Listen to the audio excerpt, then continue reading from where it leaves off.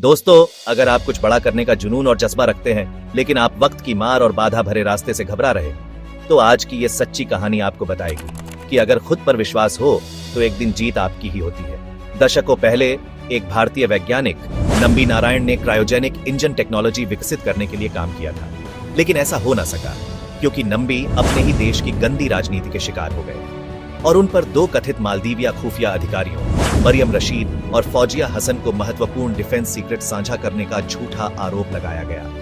अगर नंबी उस वक्त इस टेक्नोलॉजी को बना लेते तो दशकों पहले भारत क्रायोजेनिक इंजन विकसित करने में अमेरिका और रूस जैसे देश के बराबर खड़ा होता। क्रायोजेनिक इंजन एक ऐसा इंजन होता है जो सैटेलाइट को अंतरिक्ष में भेजने वाले रॉकेट में इस्तेमाल किया जाता है।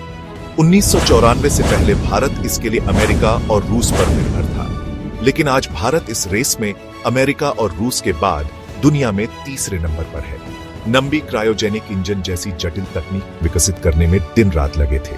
उनका सपना था भारत को अमेरिका और रूस जैसे देशों के बराबर लाना, लेकिन वो अपने ही देश की राजनीति और पुलिस सिस्टम के ऐसे शिकार हुए और जासूसी के झूठे आरोपों से उनका पूरा जीवन बर्बाद हो गया और भारत देश क्रायोजेनिक इंजन की टेक्नोलॉजी विकसित करने में दशकों पीछे पहुंच गया।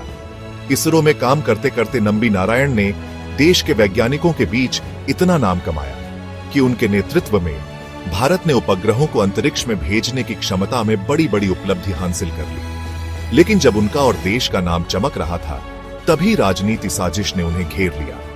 उन्हें जासूसी के आरोप में गिरफ्तार कर लिया गया और अपराधी बनाकर जेल में डाल दिया गया। ऐसे क्राइम्स कबूल करने के लिए कहा गया जो उन्होंने नहीं किए थे। लेकिन नंबी नारायणन इंटेग्रिटी वाले आदमी थे। उनकी स्पिरिट हिली लेकिन टूटी नहीं थी। उन्होंने झूठ बोलने से इनकार कर दिया, लेकिन फिर भी इस झूठे केस ने उनका करियर बर्बाद कर दिया। जेल की कोठरी, अकेलापन, अपमान, नंबी ने सब कुछ झेला, लेकिन कभी हार नहीं मानी। उनके परिवार, दोस्तों और देश के सामने उनका नाम धूमिल किया गया। नंबी फिर भी नहीं टूटे। राष्ट्र का सेल्फ रिलायंस का सपना स्पेस टेक्नोलॉजी में एक दशक से ज्यादा पीछे चला गया। सच की जीत के लिए उन्होंने वर्षों तक कानूनी लड़ाई लड़ी। फिर एक दिन वह भी आया जब कोर्ट ने उन्हें निर्दोष साबित कर दिया। लेकिन जेल से रिहा होने के बाद भी वह जानते थे कि उनकी लड़ाई खत्म नहीं हुई है। उन्हें अभी बदनामी के दलदल से बाहर निकलकर अपनी इनोसेंस साबित करनी थी, न केवल अपने लिए बल्कि अपने परिवार के लिए और सच्चाई के लिए भी। तो एक नई लड़ाई शुरू हुई। यह लड़ाई कानून की अदालतों में लड़ी गई। ये एक लंबा, धीमा और अकेला सफर था।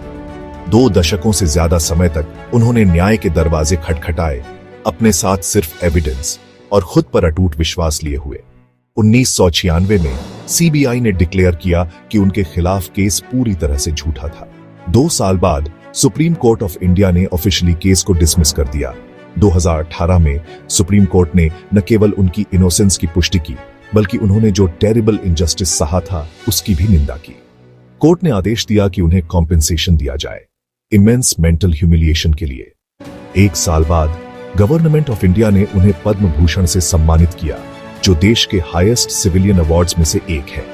वह साइंटिस्ट जिसे कभी जासूस कहा गया था, अब उसे एक नेशनल हीरो के रूप में सेलिब्रेट किया जा रहा था। नेशन आखिरकार उनके कंट्रीब्यूशन को स्वीकार कर रहा था और उन्हें हुए दर्द के लिए माफी मांग रहा था। आज जब हम अंतरिक्ष में भारत की ताकत देखते हैं, तो उसमें नंबी नारायण जैसे वैज्ञानिकों का योगदान छिपा है। यह कहानी सिर्फ एक वैज्ञानिक की नहीं, यह साहस, धैर्य और देशभक्ति की कहानी है। यह हमें सिखाती है कि सच्चाई सूरज की तरह कुछ समय के लिए बादलों से छिपी रह सकती है, लेकिन अंत में वह हमेशा चमकती है। यह हमें ह्यूमन स्पिरिट की स्ट्रेंथ दिखाती है, चाहे परिस्थितियां कितनी भी मुश्किल क्यों न हो। उनका जीवन एक इंस्पिरेशन है, एक रिमाइंडर है कि सबसे अंधेरे तूफान के बाद भी आसमान साफ हो सकता है और कोई फिर से उम्मीद और गर्व के साथ सितारों को देख सकता है। नंबी नारायण के जीवन से आप क्या प्रेरणा लेते हैं और अगली वीडियो में कौन से सच्चे हीरो की कहानी सुनना चाहते हैं, हमें कमेंट करके जरूर बताएं। अगर वीडियो अच्छी लगी हो तो चैनल को सब्सक्राइब जरूर करें। धन्यवाद।